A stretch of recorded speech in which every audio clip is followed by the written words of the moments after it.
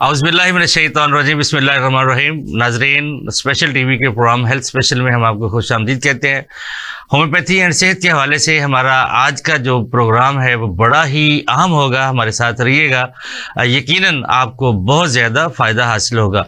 हमारा आज का प्रोग्राम हर घर की ज़रूरत, हर फर्द की ज़रूरत, जैसा कि आप जानते हैं कि आज कल के दौर में हर दूसरा तीसरा फर्द है गुर्दों के अमराज का शिकार है। गुर्दों की पत्थरी, आज हम यही तक रहेंगे, किडनी स्टोन तक, कि पत्थरियाँ क्यों पैदा होती हैं, कैसे पैदा होती हैं, कौन सी ऐसी खुराक से हैं, कौन सी ऐसी फूड्स हैं जिनके खाने से पत्थरियाँ पैदा होती हैं, और कौन सी ऐसी खुराक से हैं जिनसे परहेज़ करने से पत्थरियों से और गुर्दों की तकलीफ से निजात मिल सकती है।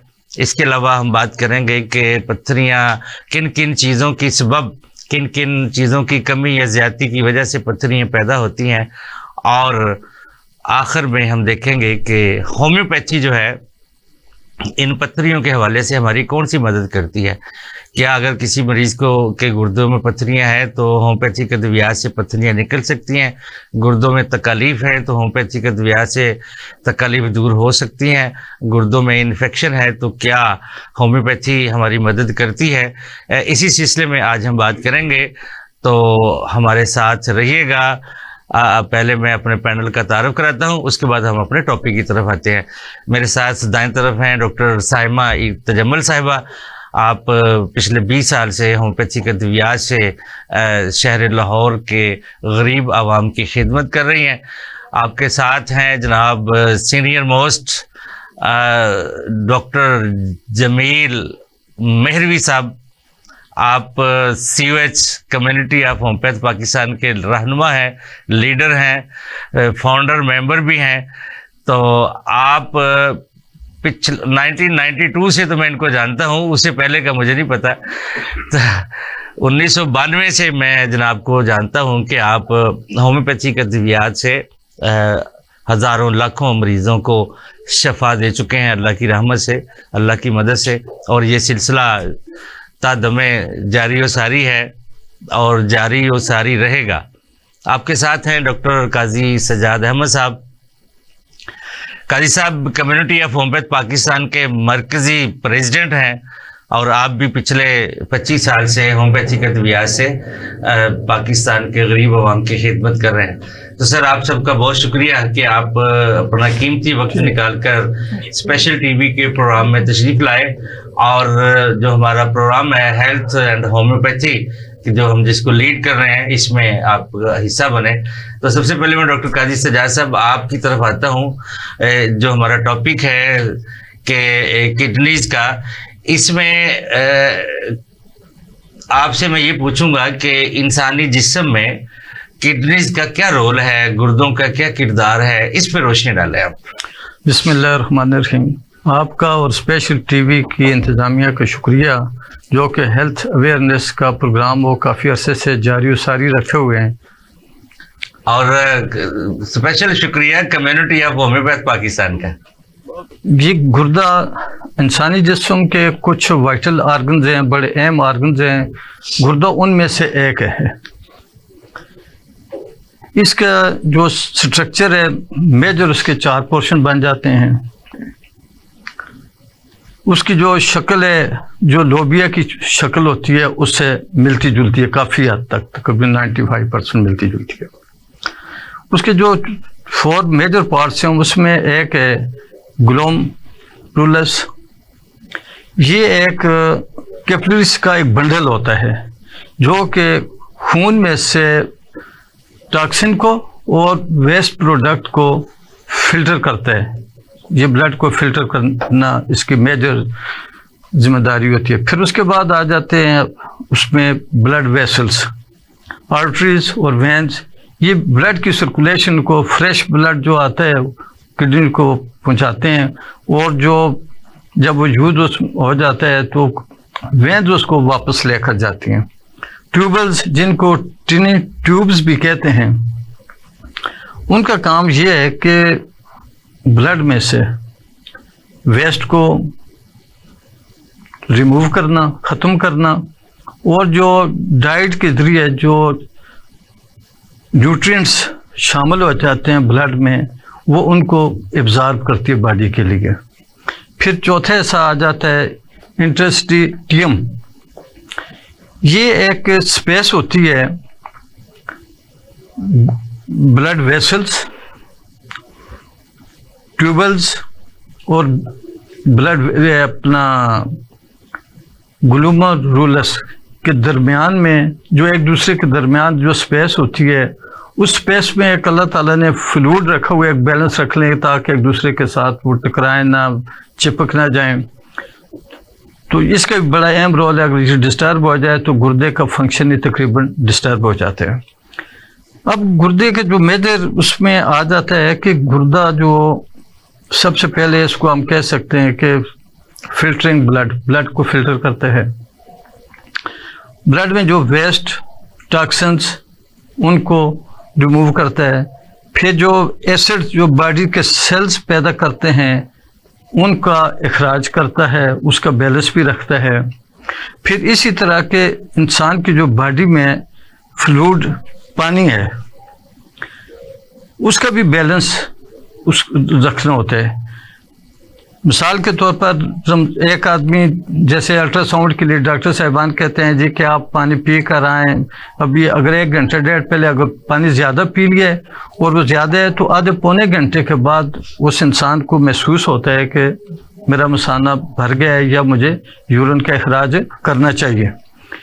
इसी तरह अगर वो रमज़ान में जैसे रोज़ा रखते हैं, पानी का इस्तेमाल नहीं होता, तो उस दौरान उसका जो बैलेंस रखता है गुर्दा, ताकि उसके अखराज को ज़रूरत से ज़्यादा ना निकाला जाए, अखराज जाए, ये उसका बैलेंस भी रखता है।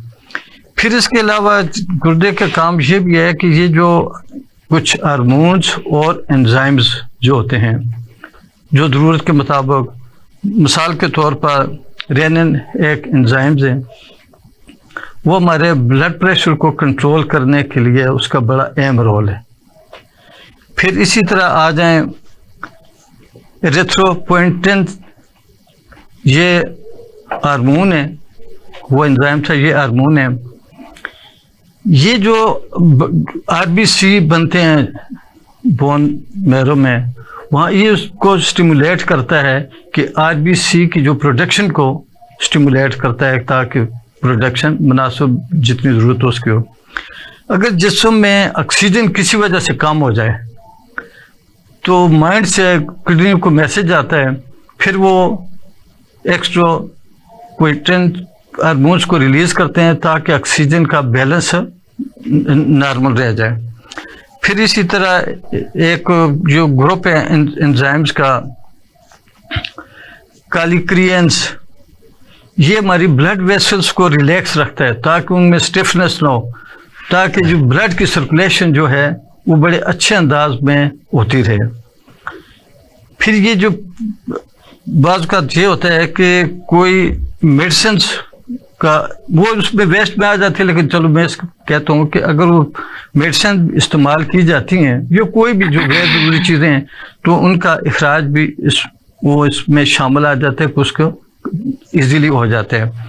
और जब उनके जो स्पेशली और चीज़ें भी होती हैं, ट्राइग्लिसराइड जो होते हैं ना हमारी आर्टरी के अंदर, ये अपनी तेज बिठाते हैं, जम जाती है उसकी वजह से। जब फ्लो उनका नॉर्मल होता है, स्टिफनेस नहीं होती, तो इसके चांसेस भी कम होते हैं कि वहाँ पर ट्राइग्लिसराइड जमा होकर किसी को एंजाइना या हार्ट का कोई प्रॉब्लम क्रिएट करे। तो फिर इसके अलावा ये भी है कि इसके जब इंसान किसी खतरे में हो, स्ट्रेस में हो, किसी के साथ लड़ाई के माहौल हो, तो एड्रिनल जो ग्लैंड है उसके गुर्दे के ऊपर होता है, वो पिट्यूटरी की डायरेक्शन के ऊपर 2 हार्मोन्स का इखराज करता है, एड्रिनालिन और दूसरे को नॉर एड्रिनालिन कहते हैं। ये उस वक़्त फिर जो होता है ना ब्लड प्रेशर को इंक्रीज करता है और साथ साथ उसका बैलेंस भी रखता है। ये ना हो कि उसको कहीं हार्ट अटैक या फालज हो जाए, उसके प्रेशर उसकी ज़रूरत होती है ताकि अगर वो भाग रहा है तो जल्दी जल्दी से तेज भागे ताकि उस खतरे से अपने आप को बचा सके। अगर कहीं लड़ाई झगड़ा हो रहा है तो वो उसके, ताकि जो उसके मसल्स को वो ब्लड की सर्कुलेशन और ऑक्सीजन की ज़्यादा ज़रूरत हो, अच्छी मूवमेंट कर सके, तो उसकी तरफ इसका फ्लो ज़्यादा होता है, माइंड की तरफ फ्लो, लेकिन साथ साथ उसको बैलेंस भी रखते हैं। फिर इनकी वजह से वो स्ट्रेस में होता है तो इंसान की जो हार्ट रेट होते है वो बढ़ जाती है, सांस भी जो होता है उसकी जो भी रफ्तार वो तेज़ हो जाती है। तो इस सूरत में शुगर भी ज़्यादा हो जाती है और ब्लड प्रेशर भी। लेकिन इसका मकसद ये नहीं होता कि वो आदमी डायबिटीज़ का पेशेंट बन जाएगा या हाइपरटेंशन का पेशेंट बन जाएगा। वो फॉर द टाइम बीइंग वो इंसान की ज़रूरत है।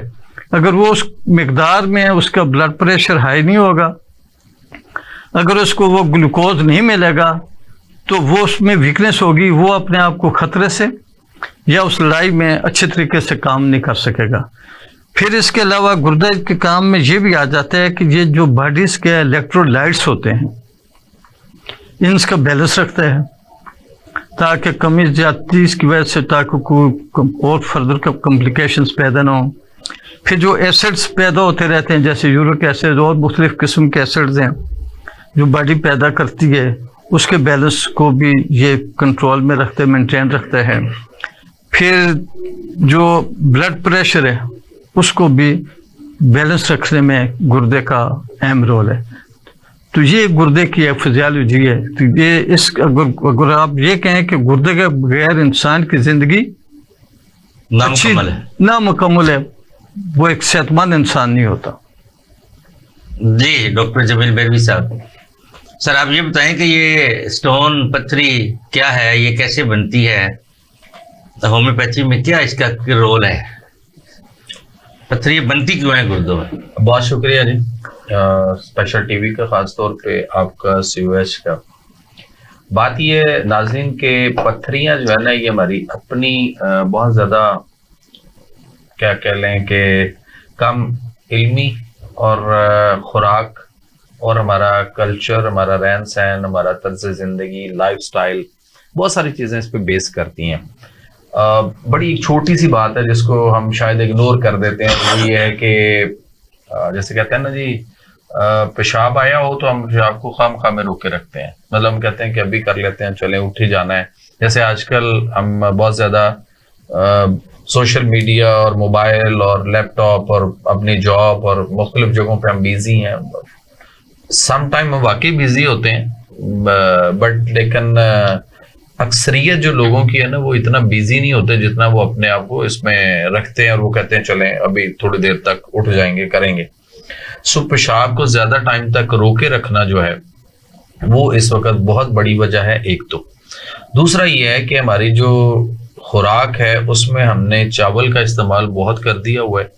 चावल के अंदर आर्सेनिक बहुत आ रहा है और आर्सेनिक की मिकदार जो है वो चावल के अंदर इतनी की ज्यादा हो चुकी हुई है कि इस वक्त चावल खाना इंतहाई मुज़र सेहत के करीब है, चूँकि आर्सेनिक की वजह से हमारे यहाँ जो कैंसर है वो बहुत ज़्यादा तेज़ी से आ चुका हुआ है। हमारा किडनी फेलियर हो रहा है, गुर्दे फेल होकर डायलिसिस तक यानी CKD पे हम पहुँच रहे हैं। दूसरी बात यह है कि चावलों के अलावा हम कोल्ड ड्रिंक का इस्तेमाल, एसिड हम बहुत ज़्यादा इंटेक कर रहे हैं। एसिड हमें मिल रहा है कोल्ड ड्रिंक से, मिल रहा है सॉफ्ट ड्रिंक से, मिल रहा है एनर्जी ड्रिंक से मिल रहा है। और उसके बाद खास तौर पे ये जो माइग्रेटेड फूड था ना, जो दूसरे मुल्कों से चीजें आई, मतलब हमने चाइनीज खाने शुरू कर दिए, हमने कभी थाई खाने शुरू कर दिए, कभी हम कोरियंस और इटालियंस डिशें हमारे यहाँ आ गई। और फिर इसी तरह से वेस्ट से एक और पोजीशन आई और वो ये थी कि हमारे यहाँ जो फास्ट फूड आया, जंक फूड, फ्रोजन फूड आ गया, यानी बर्गर, पिज्जा, शवारमा और मैदे की चीजें, इन्होंने बहुत ज्यादा जो है ना वो प्रॉब्लम शुरू कर दी। सो उससे जो हमारे बॉडी में एसिड प्रोड्यूस हो रहा है, वो एसिड एसिडिटी कह लें, जो मैदे में तेजाबियत और उससे, और वो फिर ब्लड में सर्कल करती है। और जब वो ब्लड, जैसे डॉक्टर साहब ने, काजी साहब ने भी बताया कि वो प्योरीफाई होने के लिए तो उसने ज़ाहिर किडनी में जाना है, नेफ्रॉन्स वहां पे जो है 10 लाख फिल्टर, 10 लाख फिल्टर, तो 20 लाख फिल्टर जो है वो अल्लाह ताला ने इंसान को दे के भेजा। और कमाल है उस अल्लाह ताला की। और जब तक इंसान अपनी फितरत और नेचर के बिल्कुल कवानीन के ऊपर अमल करता हुआ उन असूलों पे कायम रहा, तो उस वक्त तक आप देख लीजिए कि इस इंसान ने इसी रूए जमीन पे 1000 साल भी, 900 साल भी, 500-700 साल भी, 150-200 साल भी जिंदगी गुजारी है और किसी के गुर्दे कभी फेल नहीं हुए। लेकिन जो ही हमने अपनी फितरत और नेचर से इनहिराफ किया, फितरत से दूर हुए, चूंकि अल्लाह ताला ने कुरान में हमारे लिए बड़ी रहनुमाई फरमाई है, सूरा रूम है चैप्टर नंबर 30 और वर्स 30, वहां पे अल्लाह फरमाते हैं कि हमने इंसान को अपनी फितरत यानी कानून फितरत पर पैदा किया और उसको सीधा रास्ता दीन यानी जिंदगी करने का तरीका, सिस्टम और वे ऑफ लाइफ दिया। इसी को इख्तियार किए रहो, यानी अल्लाह की मखलूक में कोई तगय्युर और तब्दीली नहीं हो सकती, यही सीधा दीन है, मगर बहुत लोग नहीं जानते। सो हम उसको छोड़कर, उस ट्रैक को छोड़कर हमने ये सारी चीजें आ गई। फिर हमारे यहाँ इसके बाद आगे पकोड़े समोसे आ गए, दही बल्ले आ गए, फ्रूट चाटें आ गई, और ये चीजें भी जब हम इनटेक करते हैं तो उसके साथ भी हम कोल्ड ड्रिंक्स और इन चीजों को सहारा लेते हैं। सो ये सारा एसिड, और हम पानी जो है वो पोल्यूटेड वाटर भी आया, लेकिन पोल्यूटेड वाटर शायद मैं ये समझता हूँ कि एक मुहिम थी जिन्होंने अपने पानी को बेचना था, यानी इस मुल्क में पानी भी हम जो है वो इस वक्त 100-150 रुपए लीटर लेके भी पी रहे हैं, लेकिन हमें नहीं पता कि बाकी जो खुराक हम खा रहे हैं उसमें एसिड कितना इंटेक कर रहे हैं। और अगर सिर्फ पोल्यूटेड वाटर का ताल्लुक होता तो आज भी हम टोबा और ये जो हमारे चोलिस्तान के इलाका है वहां पे टोबे बने हुए, बारिश का पानी और इतना गदला होता है, सारे इंसान वहां से पी रहे हैं और वो बीमार नहीं है, और हम शहरों में 150 लीटर लेके पानी पीकर वो समझते हैं। सो हमारे यहाँ ये खुराक, फिर उसमें पालक का बहुत ज्यादा इस्तेमाल आ गया, ब्रायलर मुर्गी आ गई, वो अंडा आ गया जिस अंडे से बच्चा नहीं निकलता, मतलब वो पोजीशन सारी हम ना फितरत तो यही रोकते हैं। कोई आप भी कोई साइन एंड सिम्टम का इनमें इजाफा करें?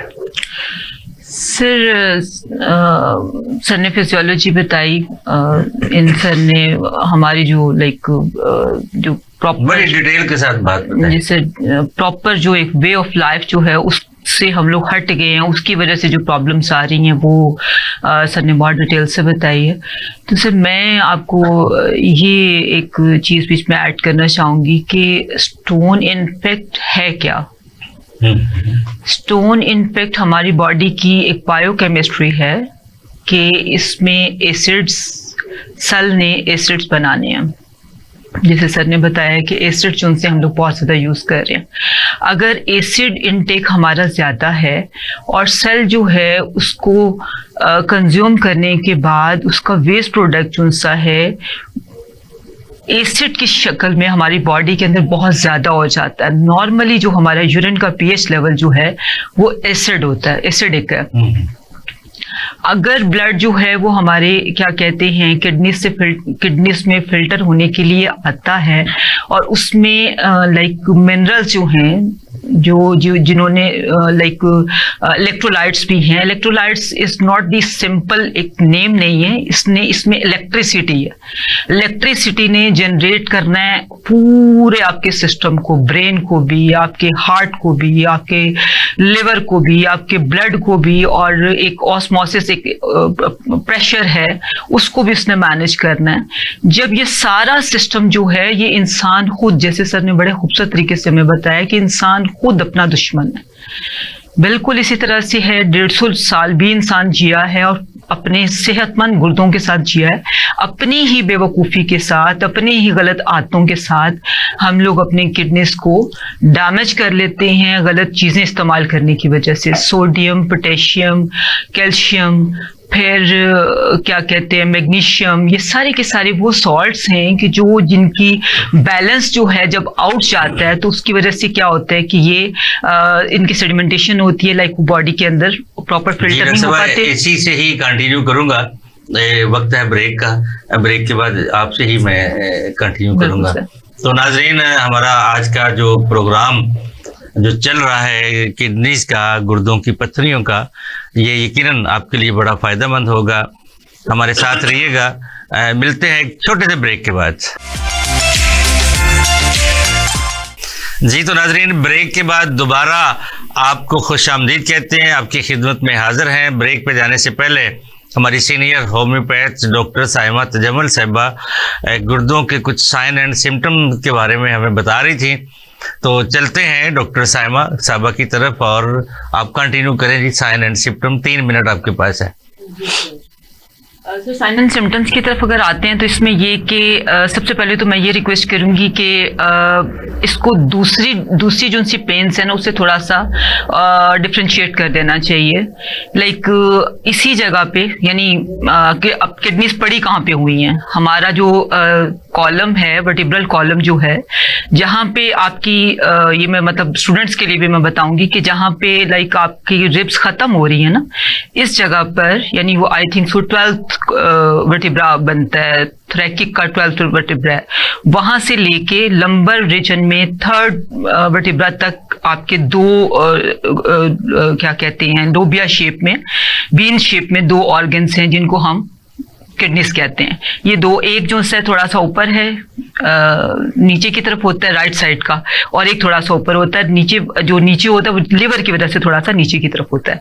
अब जब पेन रेडिकेट कर मतलब वहां से स्टार्ट होएगी तो हमें पता होना चाहिए कि ये पेन इस जगह से निकल रही है, मीन्स ये किडनी की पेन है। ठीक है, इसके साथ अब इसके कॉन्कॉमिटेंट्स क्या हैं, लाइक इसके साथ ये होगा कि यूरिन जो है उसमें भी ऑब्वियसली कोई ना कोई चेंज आएगा। जैसे मैंने पहले बताया कि बायोकेमिस्ट्री हमारी सारी चेंज हो रही होती है due to the minerals deposition in the body. ठीक है, यानी मिनरल जो है वो ज्यादा हैं बॉडी में, बॉडी ने उसको किसी ना किसी सेंस में बैलेंस करना है, वो नॉजिया शुरू हो जाएगा, वॉमिटिंग शुरू हो जाएगी। ये किडनी पेन के साथ ये सिम्टम्स लाजमी हैं। ठीक है, इसके साथ फिर पेन जो है आपकी पियर्सिंग पेन होती है, लाइक बहुत स्फीयर वाली पेन होती है, और ये इंटरमिटेंट पेन होती है। मैं अपने नाज़रीन को ये बताऊंगी कि ये इंटरमिटेंट पेन होती है, इसमें एकदम से जो है ना पीक पे पेन जाती है और फिर डाउन आती है, फिर पीक पे जाती है, फिर डाउन आती है। इंटरमिटेंट पेन होती है, बिल्कुल जैसे लेबर पेन होती है ना, इसी तरह से एग्जैक्टली इसी तरह से ये पेन जो है ना ये आपकी लाइक चलती है आपकी, और 20 मिनट्स के लिए ये स्टे करती है, 60 मिनट्स फिर एकदम से फिर स्टार्ट हो जाती है। ये इसकी बड़े स्पेशल किस्म के इसके लाइक सिम्टम्स हैं। साथ में वॉमिटिंग होगी, यूरिन या तो एंजूरिया हो जाएगा, अगर ब्लॉकेज हो गई है तो एंजूरिया होगा। एंजूरिया मीन्स कि आपकी यूरिन आ ही नहीं रहा ना, तो या फिर क्या कहते हैं यूरिन के अंदर ब्लड आ रहा है, ये वाली सिम्टम होंगी। और ये जो आपकी जो क्या कहते हैं जहाँ पे आपकी रिब्स खत्म हो रही हैं यहाँ से लेके, और जहाँ पे आपकी क्या कहते हैं ये हिप बोन स्टार्ट होती है, यहाँ पे एक शार्प सा एज बनता है, इस जगह पे ये ग्रॉइन वाला एरिया जो है यहाँ पे स्वेयर वाली पेन होती है, बड़ी स्वेयर मतलब जिसमें इंसान की चीखें निकलती है ना, और थोड़ी सी कम होती है फिर तेजी से मतलब वो चीखें निकलती हैं पेशेंट की ना। ये मतलब उसकी इंडिकेट करता है इस चीज को कि आपके क्या कहते हैं किडनी में स्टोन पड़ा हुआ है, या तो ये कहीं कुछ स्टोन्स इस किस्म के भी हैं जो चुप करके पड़े हुए होते हैं और वो आपको पेन नहीं कर रहे होते, लेकिन अगर वो किसी जगह पे आके मतलब उसने कोई ब्लॉकेज कर दी है, प्रेशर पीछे पड़ रहा है, तो उस वजह से फिर लाजमी बात है कि वो आपके मतलब पेन जो है ना वो स्टार्ट हो जाएगी।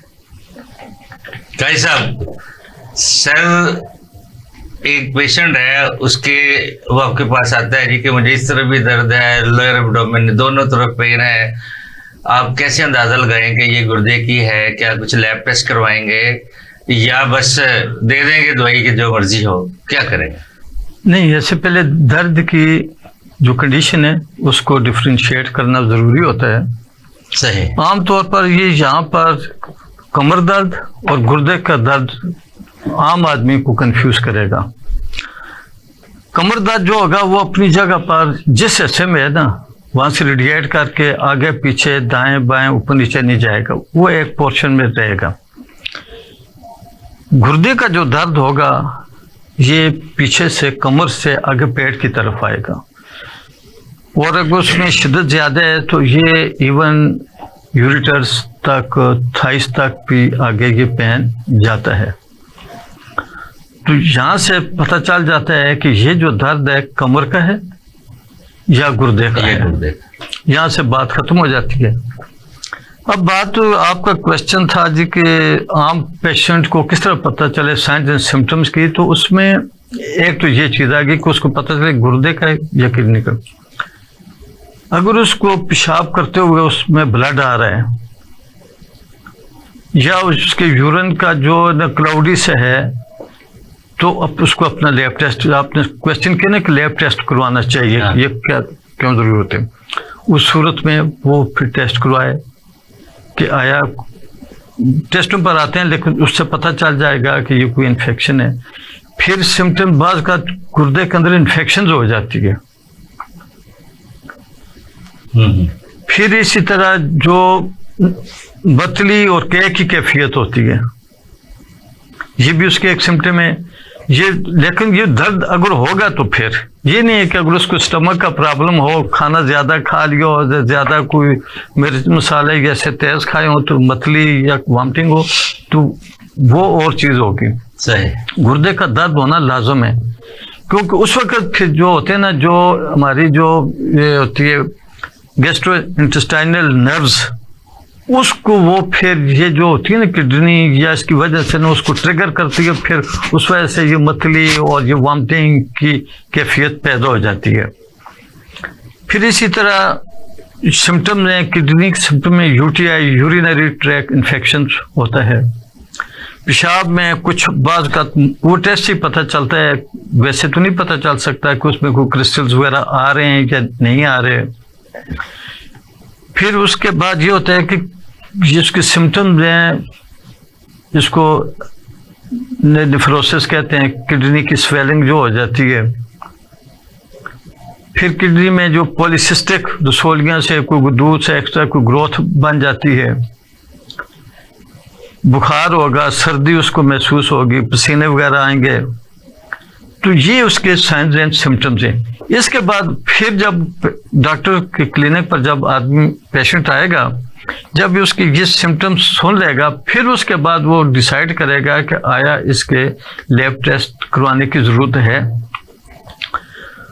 वो बड़ा मशहूर आम आदमी को पता है कि RFT टेस्ट एक होता है, वो मस्ट है कि ताकि पता चले कि इसके वर्किंग कंडीशन है, जो फंक्शनल कंडीशन क्या है। सिंपल उसके यूरिन का टेस्ट भी होना ज़रूरी है ताकि पता चले कि आया इसमें ऑक्सीलेट आ रहे हैं, कैल्शियम आ रहे हैं, फास्फोरस है या यूरिक एसिड है या यूरेट्स हैं, फास्फेट्स हैं, ये चीज़ें आ रही हैं। उससे फिर अंदाज़ा होता है कि पत्थरी की बनावट किस चीज़ से बनी हुई होगी। ये मेडिसिन की सिलेक्शन में ये जो यूरिन का टेस्ट होता है बड़ा करामत साबित होता है।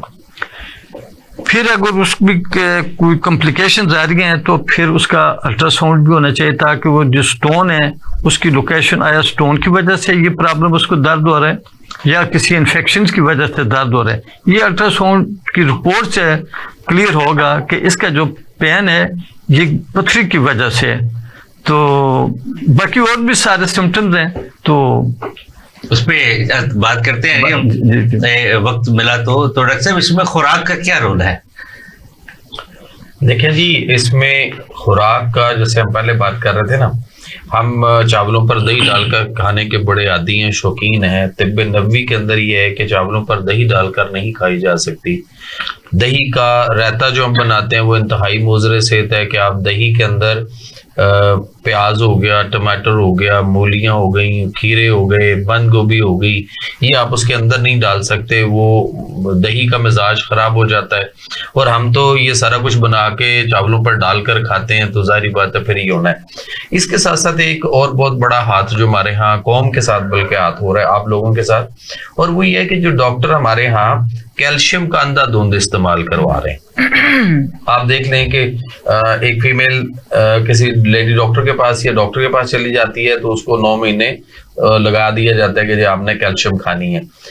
डॉक्टर के पास किसी काम के लिए चले जाएं, कैल्शियम, विटामिन, मल्टीविटामिन अंधाधुंध वो इस्तेमाल करवा रहे हैं। हालांकि अगर उन मल्टीविटामिन के ऊपर जो डब्बी के ऊपर आपको उसके जो इंग्रेडिएंट्स लिखे हैं, अगर आप उसको पढ़ें और गौर करें थोड़ा सा, तो वो मुख्तलिफ किस्म की दातें हैं, मादनियात है, वो सारी इकट्ठी नहीं हो सकती। डॉक्टर ये कहता है कि तबीब या हकीम के पास ना जाएं, वो आपको कुश्ता देगा और पता नहीं गुर्दे फेल कर देगा। मल्टीविटामिन क्या है ये जवाब देना पड़ेगा डॉक्टर को, अगर कोई देख रहा है तो उसका जवाब दे। और कैल्शियम खासतौर पर जो हम अंधाधुंध खा रहे हैं, कैल्शियम का हड्डियां मजबूत होंगी, बच्चा ताकत वाला खूबसूरत पैदा होगा, हड्डियों का कैल्शियम के साथ दूर दूर तक कोई ताल्लुक नहीं है, फास्फोरस का ताल्लुक है, कैल्शियम का नहीं है। और कैल्शियम जो हमें खिलाई जा रही है बाजार में, ये सैशे पैकेट और गोलियां और मुख्तलिफ फॉर्म में, ये वो चूना है, कली है जो हम दीवारों पे कभी फेरा करते थे, अब तो वो खत्म हो गया, सिलसिला ही खत्म हो गया। तो ये भी सारी की सारी जो है हमारे यहाँ कैल्शियम एक्सलेट की पथरियां बनती हैं, फास्फेट की बनती हैं, यूरिक एसिड की बनती हैं, और फिर इन तीनों की मिलजुल कर कंपाउंड स्टोन जो है वो भी बनती हैं। और उसके बाद हम ओवर ईटिंग बहुत कर रहे हैं। ओवर ईटिंग ये है कि कुरान आपका जो है वो हमें तालीम दे रहा है कि कुलू वशरबू वला तुसरिफू, सूरह अल-अराफ की आयत नंबर 31 है। अल्लाह फरमाते हैं कि खाओ और पियो और इसराफ, हद से तजावज न करो, अल्लाह ज्यादा खाने वालों को, बार बार खाने वालों को पसंद नहीं फरमाता। तो बहरहाल बड़ी खूबसूरत एक बात आपको देता चलूं नाज़रीन कि आपको चाहिए कि सुबह जो है वो आप 8 बजे के करीब नाश्ता करें, और उसके बाद सारा दिन आपने खाने का जो ये लंच है, हमारे यहाँ ये लंच नहीं है, ये बहुत बड़ी बीमारियां हैं जो जिसको हम इनटेक करते हैं। हमें सिर्फ एक डिनर दिया है, और वो डिनर शाम को है, और वो मगरब के वक्त है, और सूरज गरूब होने तक एंड, मतलब अगर रमजान है, अगर नहीं है, रोजा नहीं है, तो उसके अलावा आपको सूरज गरूब होने से पहले खा लेना चाहिए। रमजान में जैसे हम सूरज गरूब हल्का सा नीचे जाता है, गरूब नहीं होता, बट हम रोजा खोल चुके होते हैं। सो इसको जरूर देखना है। और रात का खाना जो अंधेरा होने के बाद खाना है, ये हम अपने साथ जुल्म कर रहे हैं, अपने आप को बीमारियों में डाल रहे हैं, और आधी रात तक हम खाते रहते हैं। तो ये सारा हमारी बॉडी में पड़ा रहता है, और उस पर बोझ बर्डन पड़ता है, और वो स्टमक हो गया, एसिडिटी हो गई, फिर उसके बाद यूरिक एसिड और कई सारी चीजें। और दही का अंधाधुंध इस्तेमाल है कि वो हमें नहीं पता कि हमें सुबह सिर्फ एक दफा अगर लेना है किसी को, तो वो सुबह ले, दोपहर को और शाम को और रात को दही का इस्तेमाल जो है वो इंतहाई गलत है, लेकिन हम लगे हुए इन चीजों पे। सो ये सारी चीजें जो है ना, ये हमें खराब कर रही हैं। नेचर और फितरत के करीब रहकर जिंदगी गुजारेंगे तो इंशाअल्लाह ताला हमें कोई मसला जी डॉक्टर साहब, अब आप आते हैं कि किडनीज एंड होम्योपैथी। अब कुछ साइन एंड सिम्टम बताते हैं कि ऐसा हो तो फलानी दवाई है, ताकत नहीं बतानी दवाई की, सिर्फ दवाई का नाम मोटी मोटी बताएं, ताकि मैं तीनों साथियों से 2-2, 3-3 minute. Sir, we all are homeopath, alhamdulillah, and sitting over here. It's our पहले तो यहाँ से शुरू करें कि क्या गुर्दे की पथरी के कोई मरीज आए तो होम्योपैथी कवर करती है कि नहीं करती? Sir, obviously, यहाँ पे I'm बताएं। just going to that side. Sir homeopathy जो है वो बल्कि जो तमाम दूसरे तरीका इलाज जो हैं वो होम्योपैथी की तरफ आते ही इस वजह से हैं कि जी इसके यहाँ इनके यहाँ गुर्दों का इलाज बहुत ज़बरदस्त तरीके से किया जाता है। तो ये सबसे पहले होम्योपैथी को ये शर्फ हासिल है, ये बात तो क्लियर हो गई जो आपने मुझसे पूछा।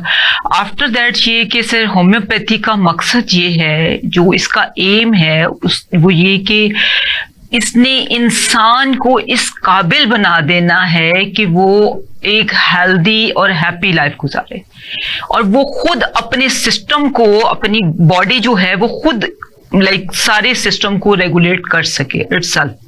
हम लोग सिर्फ असिस्ट करते हैं, हम उसकी सिर्फ फोर्स को बढ़ाते हैं, उसको असिस्ट करते हैं, हम लोग जाके उसके सिस्टम के अंदर इंटरफेयर नहीं करते, इंटरवीन नहीं करते हैं। हम लोग जस्ट उसको इतना बूस्ट अप कर देते हैं सिस्टम को कि वो बॉडी खुद ही अपने सारे सिस्टम को जनरेट करे, और अपने जो भी उसमें जो से लाइक एसिडोसिस है या कोई ऑब्स्ट्रक्शन कॉज करने वाले फ्री रेडिकल्स हैं, या like anything is negative happening with your body, तो वो चीज जो सी है ना, हमारी होम्योपैथी मेडिसिन जो सी है ना, वहां पे उसको क्या कहते हैं, स्टडी करती है और उसको वहां पे हेल्प करती है। सेकेंड थिंग होगी। थर्ड थिंग इज दिस कि सर अगर हम किडनी के हवाले से ले लें तो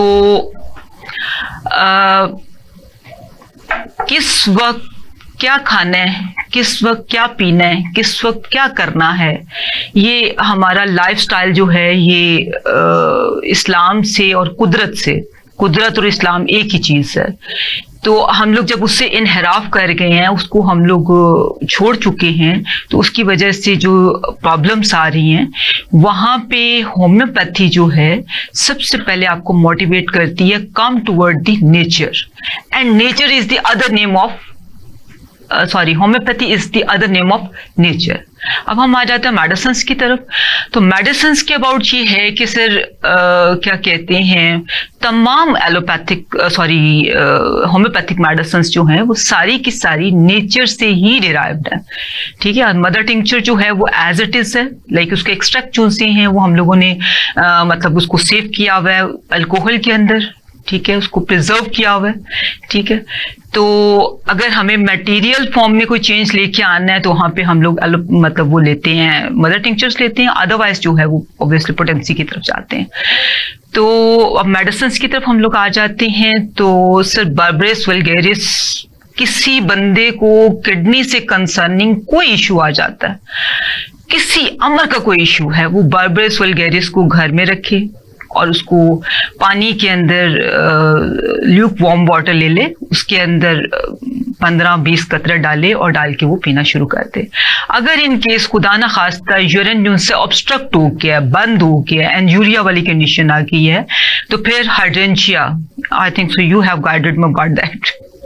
मेरे पास एक पेशेंट थे, मैं बल्कि नाज़रीन से शेयर करूंगी कि मेरे पास एक पेशेंट थे, उनका मैं ट्रीटमेंट कर रही थी, तो एकदम से उनका यूरिन जो अल्ट्रासाउंड करवाने के लिए गए, उनका यूरिन जो है वो ब्लॉक हो गया और वो कह रहे हैं कि मैंने पानी बहुत सारा पी लिया और डॉक्टर साहब मेरा यूरिन जो है वो बंद हो गया। और मैं वहाँ पे घबरा गई कि अभी यहाँ पे क्या करना चाहिए। मैंने फौरन आपको कॉल की, आपने मुझे कहा कि हाइड्रेंजिया हमारी बहुत अच्छी रेमेडी है। और हाइड्रेंजिया तो हाइड्रेंजिया जो है वो उस वक्त मैंने उन पेशेंट को दी और वो विद इन नो टाइम जो है वो स्टोन जो है वो बॉडी से का फंक्शन है पथरी को तोड़ना और हाइड्रेंजिया जो है उसने निकाल देना, उसने फ्लश आउट कर देना। और बाकी जो मेडिसिन हैं वो हम लोग जैसे सर काजी साहब ने कहा है, तो हम लोग रखते हैं सामने यूरिन रिपोर्ट रखते हैं। यूरिन रिपोर्ट में देखते हैं यहाँ पे कैल्शियम ऑक्सलेट का लेवल ये होना चाहिए, ये है, यहाँ पे ये मेडिसिन आती है। यहाँ पे क्या कहते हैं फॉस्फेट का लेवल ये होना चाहिए, ये है, यहाँ पे ये मेडिसिन आती है। वो ऑब्वियसली मैं रिक्वेस्ट करूंगी तमाम अपने क्या कहते हैं पेशेंट्स को और व्यूअर्स को कि like you have to move toward a doctor, homeopathy doctor for further best treatment.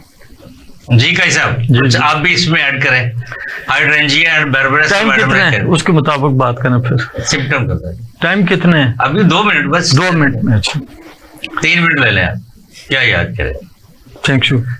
अगर गुर्दे में सीवियर किस्म का दर्द है तो ये मैं होम्योपैथ डॉक्टर से भी ये रिक्वेस्ट करूंगा कि उनको पहली खुराक जो है ना फौरी तौर पर लाइकोपोडियम सीएम की एक खुराक और उसके 5-7 मिनट के बाद सल्फर 200 की दे दें, तो 60 to 70% जो पेशेंट होते हैं उनका दर्द विद इन 2 मिनट्स इंशाल्लाह वो कंट्रोल हो जाता है और फिर ख़त्म भी हो जाता है। ये तो इमरजेंसी की बात हो रही थी।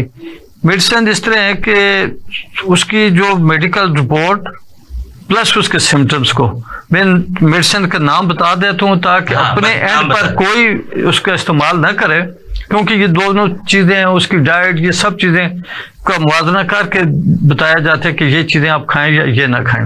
Right sir. जैसे बार्बरेस वल्गैरिस है, बेंज एसिड है, कैंथेरिस है, लाइकोपोडियम है, सारसाप्रिला है, हाइड्रेंजिया है, सल्फर का जैसे मैंने अभी जिक्र किया है, एपोसाइनम ये किडनी के लिए तो बहुत अच्छी है लेकिन पथरी के लिए इतनी नहीं है। वो जब धीमा हो जाता है उस सूरत बहुत शुक्रिया नाजरीन। अगर आप या आपकी फैमिली के किसी फर्द को गुर्दे की पथरी का कोई प्रॉब्लम हो तो यकीनन आप बड़े एतमाद के साथ किसी क्वालिफाइड होम्योपैथी के डॉक्टर से रब्ता कर सकते हैं। इंशाल्लाह आपको होम्योपैथी मायूस नहीं करेगी। हमारा आज का प्रोग्राम यही अंजाम को पहुंचता है। इंशाल्लाह अगले हफ्ते एक नए प्रोग्राम के साथ, नए पैनल के साथ दोबारा आपकी खिदमत में हाजिर होंगे। अपना ख्याल रखिएगा। होम्योपैथी जिंदाबाद, पाकिस्तान पैंदाबाद।